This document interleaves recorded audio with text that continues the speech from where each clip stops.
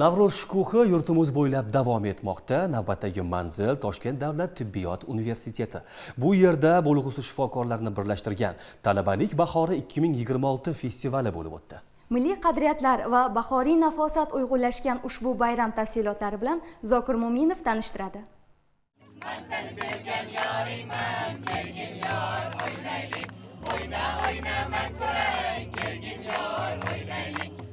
Bayramda talabalar respublikamizning har bir hududi kesimida alohida guruhlarga bo'lingan holda o'ziga xos milliy urf-odatlar, viloyatlarga xos bo'lgan tansiq taomlar va hunarmandchilik mahsulotlarini namoyish etdilar. Har bir burchakda O'zbekistonning rang-barang madaniyati, voha-yu vodiyning betakror an'analari aks etdi. Bayramga qanaqa milliy taomlar tayyorlardingiz? Biz yerda chikardan biz yerda qilinadigan jo'yeri gurtuk bor. Ol jo'yeri uni hamda biyday uni bilan aralashtirib, go'sht bilan qilinadi.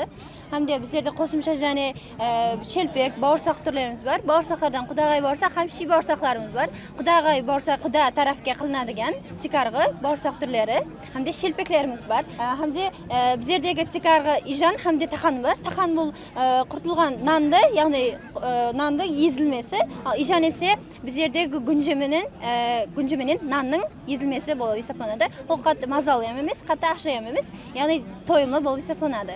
Biz Samarqandda milliy urf-odatlari, milliy taomlarni yoritmoqdamiz. Endi biz to'xtalib o'tadigan bo'lsak, hammasidan eng birinchi bizda non qadrlanadi, noni, oshi, shuningdek Samarqand holvalari bilan Samarqand ajralib turadi. Samarqand o'zining tarixiy obidalari, me'moriy obidalari bilan ajralib turadi. Ya'ni eng turizm rivojlangan viloyatlardan biri desak ham bo'ladi. Ipakchilik bilan shug'ullanadi, qizlari ham o'sha ipak matolardan kiyim kiyishadi.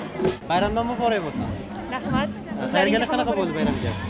Zo'r, hammasi zavqli bo'ldi. Bugun qaysi viloyatda sizlar yoritib chiqyapsizlar milliy urf-odatlarni? Qashqadaryo viloyatini yoritib chiqmoqdamiz. Aynan Qashqadaryo viloyatining boshqa viloyatlar bilan farqli jihati qanaqa ekan? Qashqadaryo viloyatini taomlarda farq qilish mumkin. Tandir go'shtlari bor, milliy qatlamalari bor, milliy oshlari bor. Shularni keyin boshqa viloyatlardan farq qilib olsak bo'ladi. Bizning fakultetimizga, demak, Jizzax viloyatini qadriyatlari, urf-odatlari, tansiq taomlari tushgan. Mana biz qo'ldan kelgancha shu Jizzax viloyatini gavdalantirdik, qadriyatlarini. Mana biz hozir demak sahnada Jizzaxda qadriyatlarni namoyish qildik. Ya'ni bu yerda folklor o'yinlari bo'ldi, chillak o'yini bo'ldi, folklor boshqa qismlari bo'ldi. Bu juda ham yaxshi, demak, mehmonlar tomonidan qarshi olindi. Kayfiyatlaringiz qanaqa? Kayfiyatlar bugungi kunda juda a'lo darajada. Bayramdan muborak bo'lsin. Rahmat katta. Qaysi viloyatda yorityapsizlar sizlar? Biz bugun tarixiy ahamiyati boy bo'lgan Farg'ona viloyatini yoritmoqdamiz. Har bitta bezaklari qo'lda ishlov berilganligi sababli bu qo'l mehnati juda butun dunyoda qadrlanadi. Shuning hisobiga ham Farg'onaning kulolchilik namunalarini biz yoritmoqdamiz. Aynan kulolchilik namunalarida anor ko'proq ko'zimizga tashlandi. Anor alohida ahamiyatga o'rin tutadi. Farg'ona vodiysida anorsor bog'lari juda ko'p. Anorning ramziy ma'nosi to'qlik, serfarzand, serdavlat hamda serdaromadlik ramzi hisoblanadi.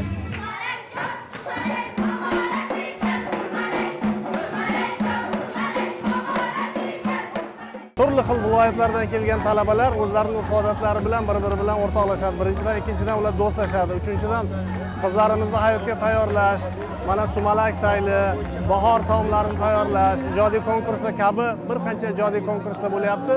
Bu birinchidan bahorni uyg'onishida talabalarimizga bir ijodiy kuch bag'ishlaydi. Pedagoglarimiz, mana juda ko'p sonli talabalarimiz kelgan va qolaversa ijodiy guruhlar o'rtasida ijodiy raqslar, she'r, ashulalar, har xil mana shu rassomlik, boshqa bir qancha o'zlarining mahsulotlari bilan ko'rsatyapti. Men o'ylayman, faqatgina kasbiy bilim emas, balki bu hayotga tayyorlashda ham juda ham katta bir zavq bag'ishlaydi. Talabalik bahori ko'rik-tanlovida talabalar folklor chiqishlari, milliy qo'shiqlar va raqslar orqali o'z iste'dodlarini namoyish etdilar. Sahnada xalqimizning unutilmas an'analari, o'lan va laparlari namoyon bo'ldi. Rassomchilik yo'nalishida esa bahor tarovatini mo'yqalam yordamida jonlantirib, o'z ijodiy mahoratlarini ko'rsatishdi. Navro'z yangilanish, mehr-oqibat milliy qadriyatlarimiz timsoli. Bugungi tadbirda talabalarning ishtiroki bayramga o'zgacha shukuh bag'ishladi. Bu kabi tadbirlar yoshlarni milliy an'analarimizga hurmat ruhida tarbiyalashda muhim ahamiyat kasb etadi. Zokir Mo'minov, Avazbek Sadullayev bugun dastur uchun.